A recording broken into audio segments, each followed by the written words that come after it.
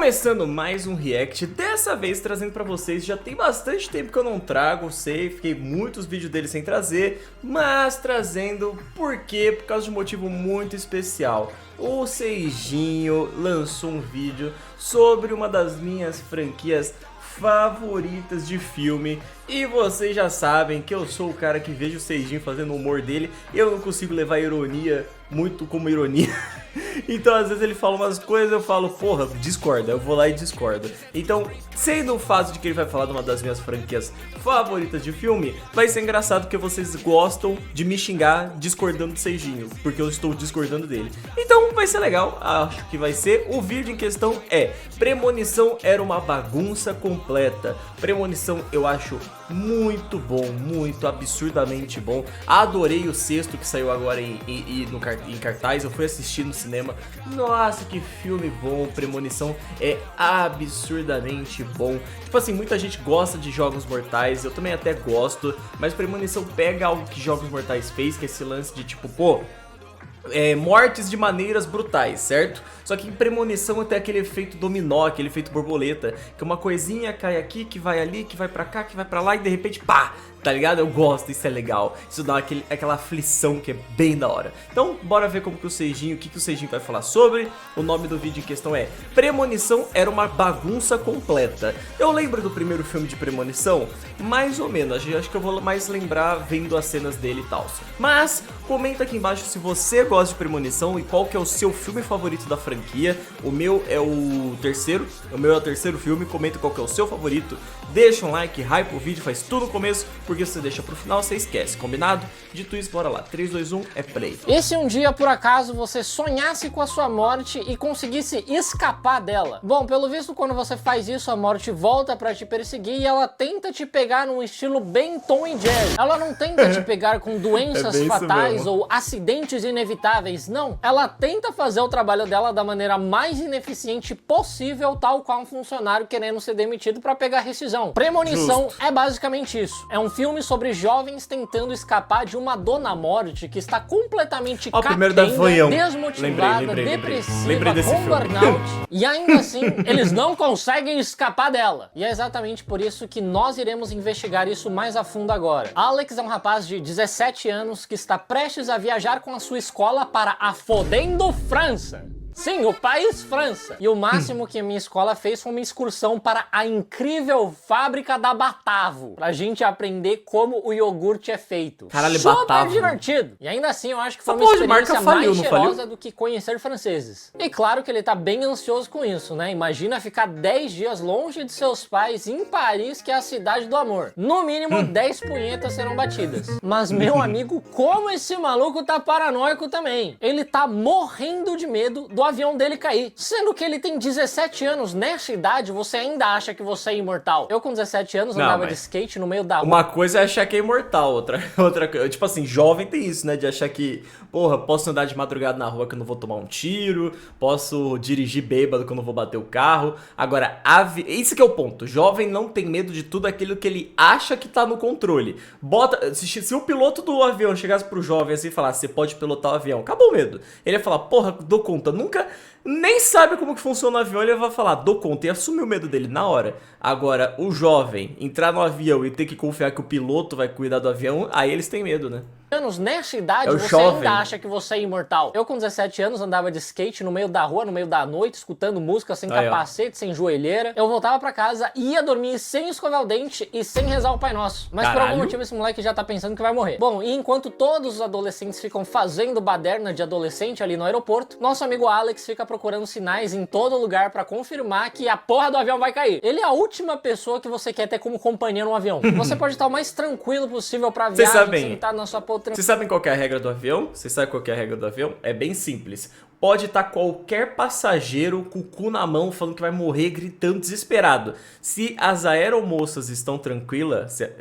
você tá de boa. Se as aeromoças estão ali só vivendo a vida dela, só, ai meu Deus, mais um dia, você tá tranquilo. No momento que uma aeromoça desesperar, ou você vê uma aeromoça rezando, uma aeromoça chorando, aí fudeu. Aí você fica desesperado. Você quer ter como companhia no avião. Você pode estar o mais tranquilo possível pra viagem, sentado na sua poltroninha, escutando a sua música, mas é só sentar um filho da puta desse do seu lado, que você começa a questionar como que um ônibus de centenas de toneladas voa. Afinal, se a gente consegue fazer um trambolho desses voar, por que um Renault Kwid não voa? Na verdade, eu vou além. Se a gente consegue fazer avião, por que a gente não consegue fazer o Renault Kwid ser um carro primeiro? Falando em merda que não faz o menor sentido, o melhor amigo do Alex, que é o Todd, convida o Alex, eu não tô nem brincando, pra ir cagar junto com ele. E ele explica que ele quer fazer isso antes de embarcar, porque lá dentro do avião, os banheiros são muito piores. Isso eu concordo com você 100%, cara. A questão que tá pegando mais aqui é o fato de você precisar de um amigo pra cagar com você. Segura do seu mãozinha. lado, na cabine vizinha, só falta eles darem as mãos por baixo da divisória. Como que isso não é pior do que simplesmente cagar no avião? E assim que eles entram no avião, eles já escutam o choro de um bebê. Eles já ficam desanimados, pensando que eles não vão conseguir dormir nem um minuto naquele voo. Mas o irmão do Todd diz que aquilo, na verdade, é um bom sinal, porque Deus não teria coragem de derrubar um avião que tem um bebê. E ele tem um ótimo ponto, mas eu vou oferecer um contraponto aqui, porque imagina a quantidade de pessoas que estão rezando agora pra esse avião cair. Bom, e assim que o Alex se senta, as duas garotas populares da escola vêm pedir pra ele trocar de lugar com elas, pra elas poderem sentarem juntas. Obviamente ele aceita, porque ele não tem amor próprio nenhum, e ele vai lá na frente se sentar com seu amigo Todd, que na verdade tá bem puto com o Alex, porque originalmente essas duas garotas iriam se sentar ao lado do Todd. Mas Todd, vocês cagaram juntos, vocês sentiram o cheiro da bosta um do outro, vocês escutaram o splash do cocô caindo na água. A amizade de vocês vale muito mais do que essas duas barangas, né? Pelo amor de Deus. Logo em seguida, o avião decola e o Alex continua completamente transtornado, achando que eles vão virar notícia do Datena a qualquer momento. E também não ajuda muito o fato de que a galera coloca as mãozinhas pra cima quando o avião decola, como se eles estivessem numa montanha russa. Aí sim, forças maiores irão querer derrubar esse avião. Que bagulho mais vergonhoso, cara. Para com isso. Dito e feito, imediatamente depois deles terem feito essa palhaçada, o avião já começa a tremer, tal qual um introvertido apresentando trabalho de geografia sobre o Cerrado brasileiro. Um buraco se abre na lataria do avião e ele explode, matando todo mundo ali naquele voo. E infelizmente nesse caso aqui foi seleção natural mesmo. Só que em seguida o Alex acorda, porque sim, ele estava apenas sonhando com todo aquele acidente. O avião na verdade nem saiu do chão ainda. E note que este doente dormiu antes do avião sair do chão. Esquece a premonição, seu problema maior é a narcolepsia. Eu juro pra você, porque, ele assim, não sentou nem...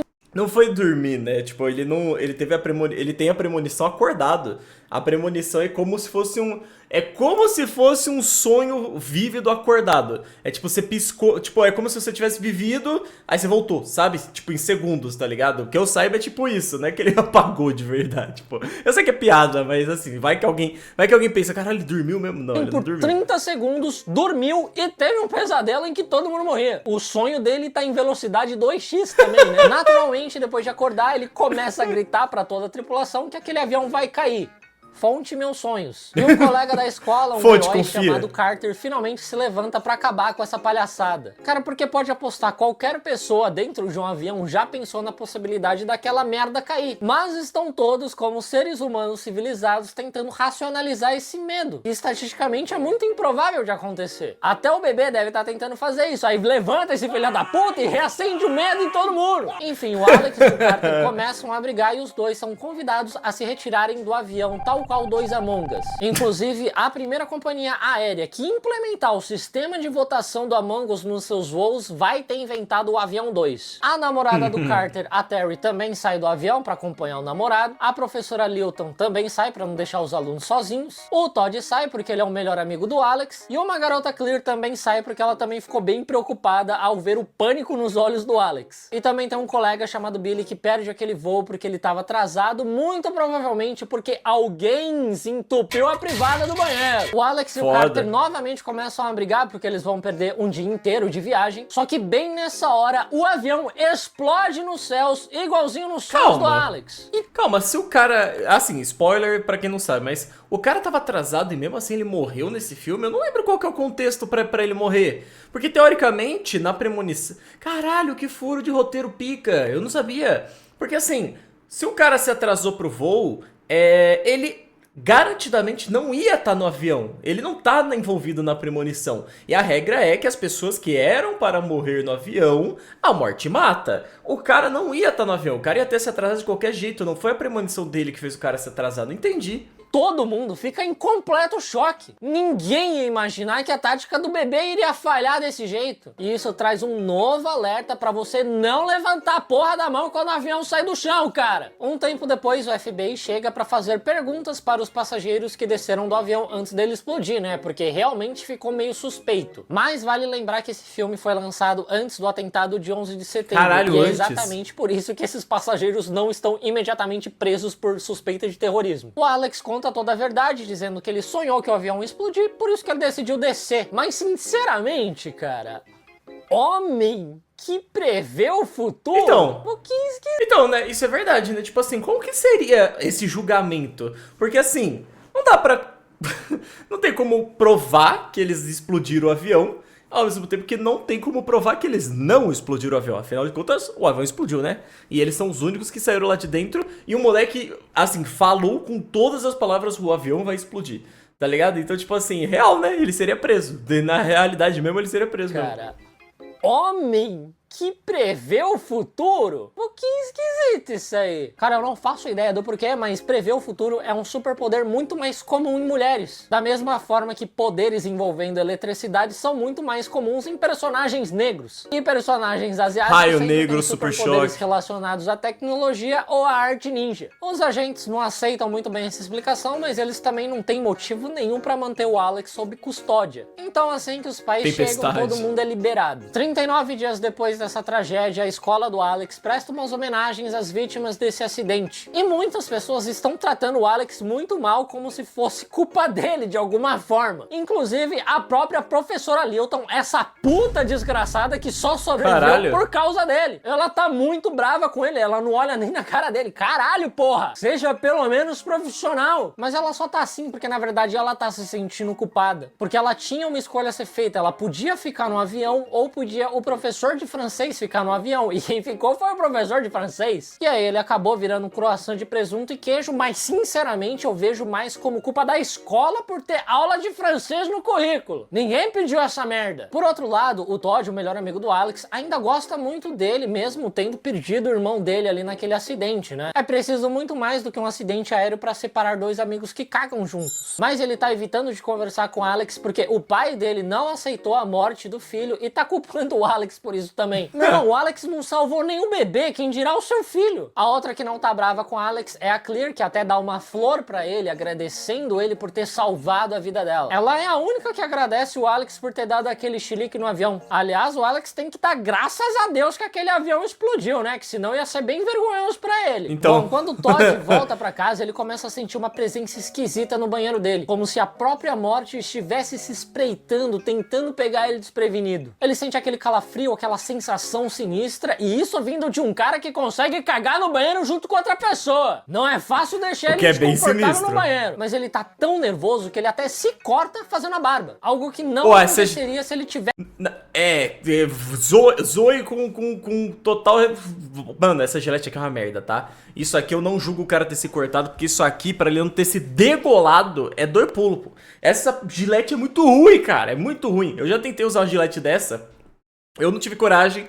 Eu não tive coragem de ir no sentido contrário da barba, nem fazer o pescoço. O máximo que eu fiz foi aqui em cima e ainda no sentido da barba pra tentar não arrancar minha cara. Porque, mano, é muito ruim essa gilete, é muito ruim esse tipo de gilete. Mas ele tá tão nervoso... Eu prefiro a navalha, eu consigo fazer melhor na navalha do que com essa porra dessa gilete aqui. que ele até se corta fazendo a barba. Algo que não aconteceria se ele tivesse barba pra início de conversa. Que aí cortaria Justo, a barba, né? não ele. Enquanto isso, em sua casa, o Alex começa a se informar sobre as últimas notícias através de uma revista Playboy. Mas ele se assusta com a chegada de uma coruja em sua janela. Provavelmente o professor de francês reencarnou como Duolingo e veio assombrar ele. E aí o Alex toma um puta susto e ele joga a revista como reflexo, que bate num ventilador e se despedaça por inteira. Pelo visto, aquele avião caiu porque o Alex roubou a turbina do avião e tá usando como ventilador, né? Que porra é essa? Porém, caiu um pedacinho muito pequeno da revista no colo dele, em que ele consegue ler o nome do Todd. E imediatamente ele começa começa a ter um pressentimento muito ruim de que algo vai acontecer com o amigo dele. E aí ele sai correndo até a casa do Todd, esperando que o pior vai acontecer. E de fato o pior acontece. Após o Todd cagar tanto a ponto de causar um vazamento na privada, ele escorrega na água e acaba se enforcando sozinho num varalzinho que tinha acima da banheira dele. E aí ele infelizmente acaba morrendo asfixiado. Um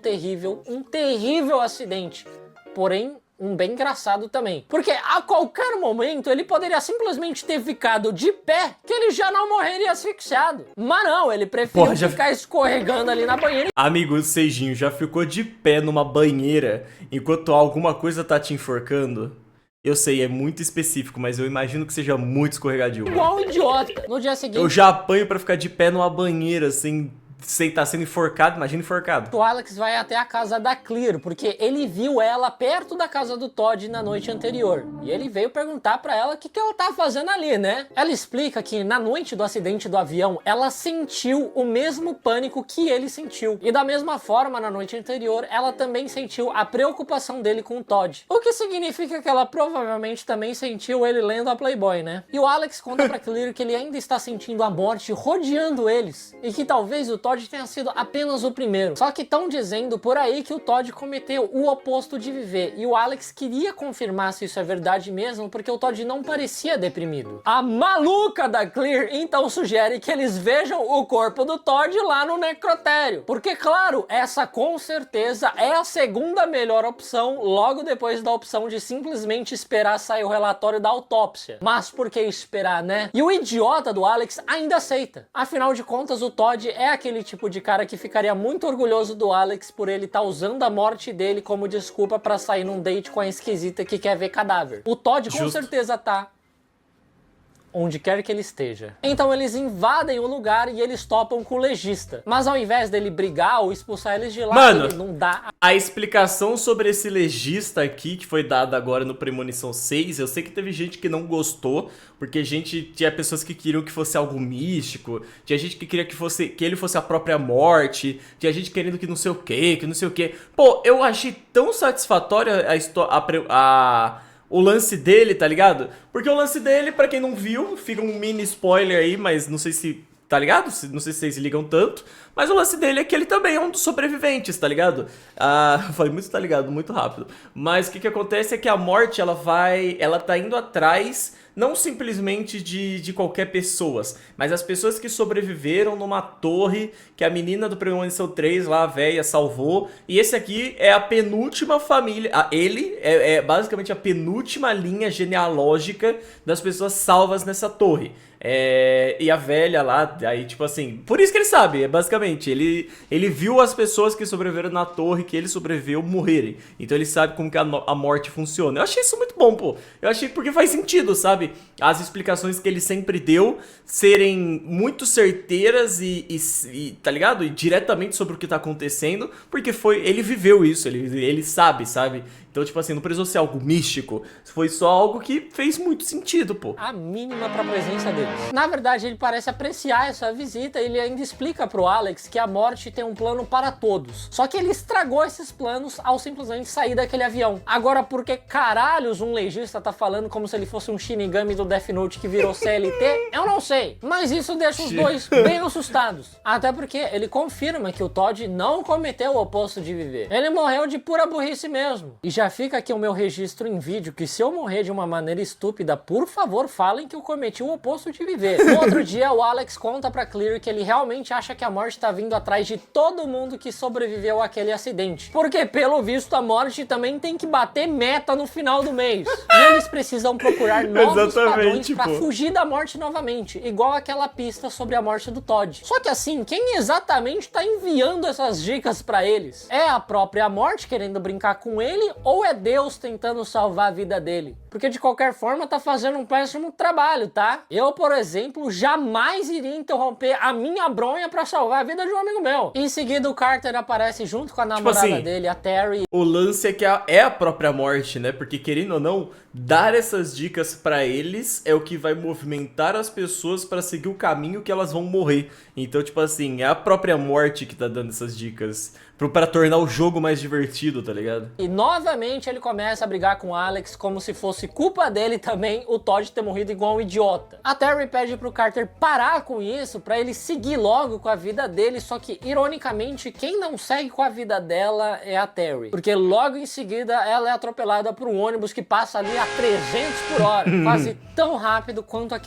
Uma das cenas mais icônicas da história do cinema, recriada em várias situações e brincada com muito filme, né? Muito filme brinca com isso do ônibus passar milhão atrás pra tipo, caralho, quase foi atropelado. Aqueles ônibus que fingem que não te viram correndo atrás dele, dando isso quando não sinal pedindo atropela. pra eles pararem, pelo amor de Deus. Numa noite, enquanto o Alex assiste ao noticiário, ele descobre que a explosão do avião percorreu um certo caminho. E aí ele percebe que a morte tá indo atrás dos sobreviventes na ordem que eles teriam morrido se eles tivessem ficado no avião. Ou seja, primeiro foi o Todd, depois foi a Terry, e a próxima, graças a Deus, seria a professora Lilton, aquela mulher horrorosa. Então o Alex vai até a casa dela e começa a verificar se não tem nenhum pneu furado ali no carro dela. Infelizmente, hoje em dia é muito comum os alunos furarem os pneus dos carros dos professores que eles não gostam, principalmente os de biologia. Bastante cuidado você que é professor de biologia, viu? A gente costuma furar bastante o pneu, mas a gente nunca mexe na embreagem. Não precisa nem verificar se a embreagem tá boa.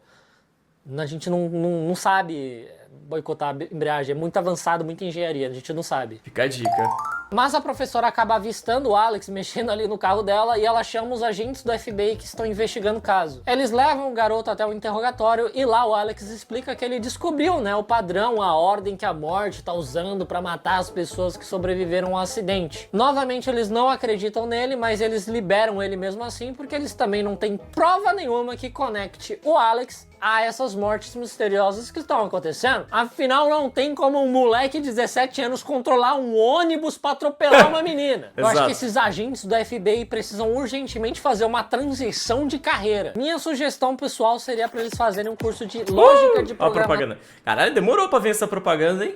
Caralho, normalmente eles pedem pra ser aqui no começo, mas vão lá no link do Seijinho pra seguir o link da Alura dele. Vão lá, apoie o criador de conteúdo que você gosta, fechou? Plataforma. É tudo que...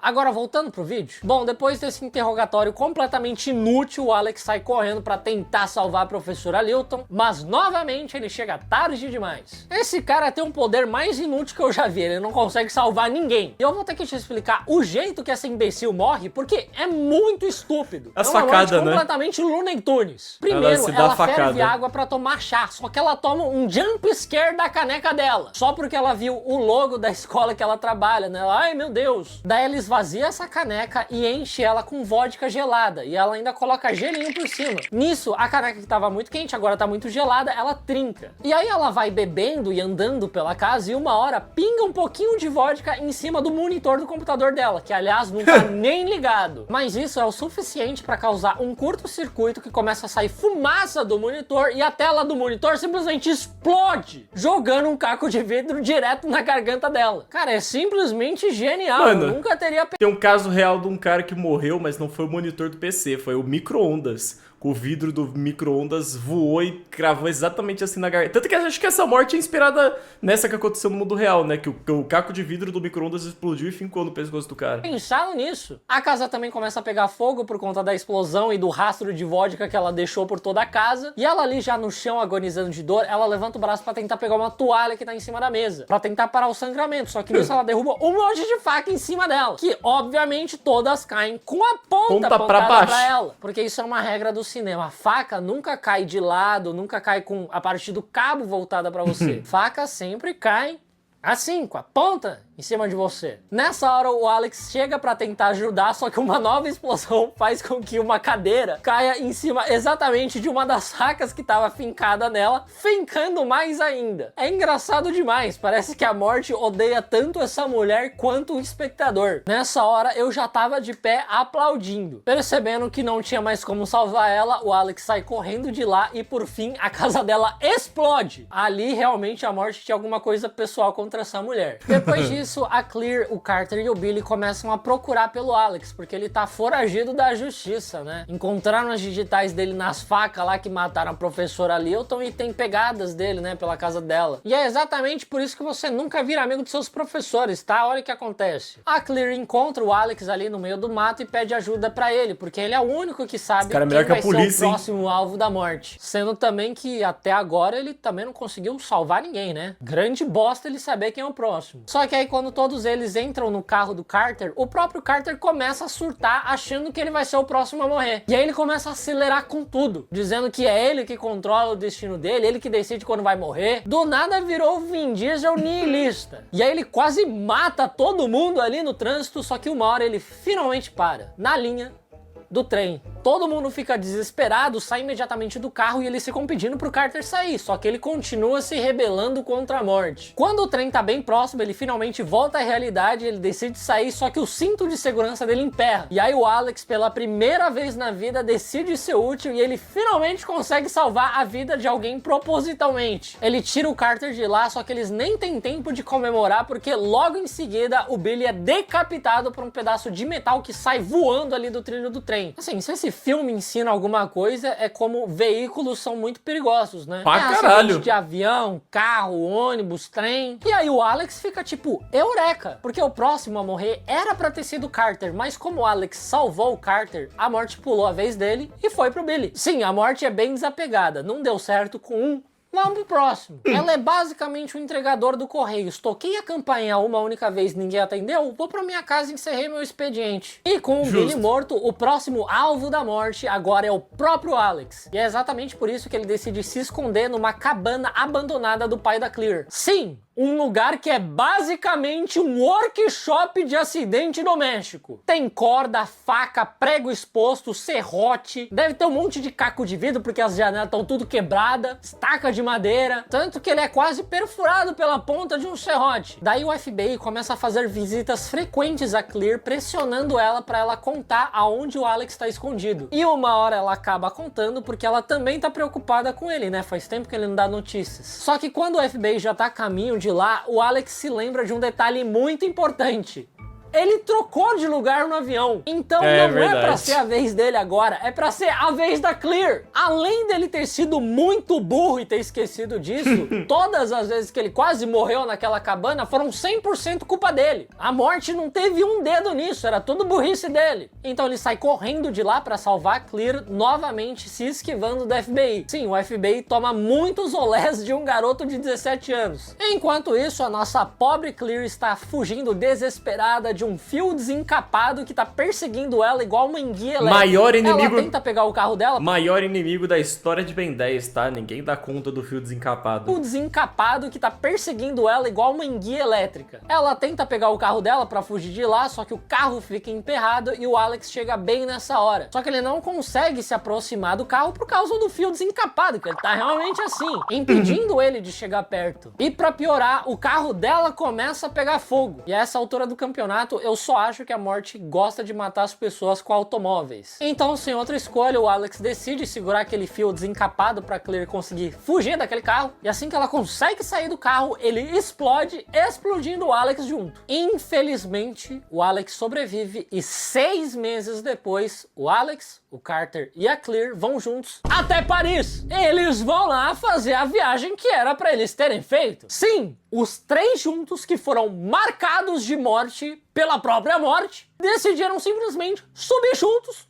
num avião. Sendo que a própria morte já usou o avião pra matar um monte de gente. Nunca. E do jeito que essa morte é, eu nunca nem ia chegar perto de um automóvel, nunca mais na minha vida. Eu ia de jegue pra todo lugar. Bom, mas tá um clima super agradável ali na França. Eles estão bem felizes que eles conseguiram enganar a morte mais uma vez. Só que o Alex ainda não tá 100% convencido de que tudo isso acabou e ele ainda acha que ele pode ser o próximo. Afinal de contas, ele salvou a Clear, então pulou a vez e agora é a vez dele. Pois é, e mesmo sabendo sabendo disso, esse idiota foi lá e pegou um avião pra França. Nessa hora ele começa a ter um pressentimento ruim e decide voltar pro hotel. E realmente, primeiro o Alex quase é atropelado e depois ele é quase atingido por um letreiro que se desprende. Mas ele é salvo pelo Carter. Porém, a morte, muito sacana, você já sabe como ela funciona, ela pula a vez do Alex e agora é a vez do Carter de novo. E dessa vez ela consegue pegar ele com aquele mesmo letreiro que despencou, ele ficou balançando igual um pêndulo. Sim, a morte já tá ficando meio sem criatividade, meio sem recurso, acho que ela nem queria tá fazendo isso. E acredite ou não, é assim que o filme acaba. A morte vai continuar perseguindo esses dois até que eles finalmente morram. Isso não faz o menor sentido, porque ela tinha a oportunidade perfeita de simplesmente matar os três naquele avião pra França. Ah, mas ela é sem graça. Quis. Eu realmente acho que a morte, ela tá de saco cheio e ela quer ser pra brincar, pô. logo, por isso que ela tá fazendo um péssimo É pra brincar, tanto que tem o lance de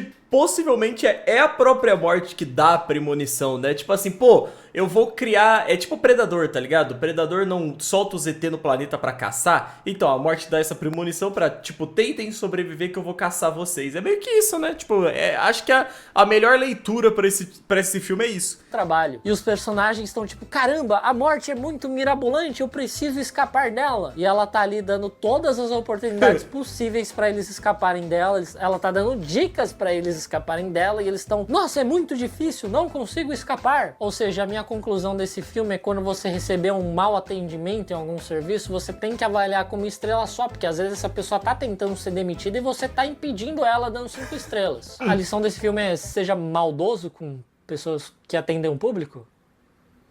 Eu acho que é isso. Caralho, velho, caralho. Que final foi esse? Do nada, mano. Mas é isso. Bom, eu gosto muito. Premonição é maravilhoso, tá? Espero que o Seijin traga dos outros filmes, porque pra mim é uma franquia que ela só vai ficando melhor. Ela tem uma queda muito forte no quarto filme, que é o pior da franquia. Pior. O quarto filme é uma merda, é horroroso o quarto filme. Só que o quinto é o segundo melhor da franquia, na minha opinião. Então, assim, vale a pena, tá ligado? E o sexto agora, absurdamente bom. Mas o primeiro é ok, o primeiro é um ok. Então eu espero que o Seijinho traga mais, tá? Porque é maravilhoso. Todos os premonições são muito bons, tá? Então é isso. Deixe seu like, comenta aqui embaixo qual que é o seu premonição favorito. Coloca aqui nos comentários. Tem um vídeo aparecendo na tela pra você reagir. Tem o canal aparecendo pra você se inscrever. A gente se vê no próximo react. Tchau, tchau. Fui!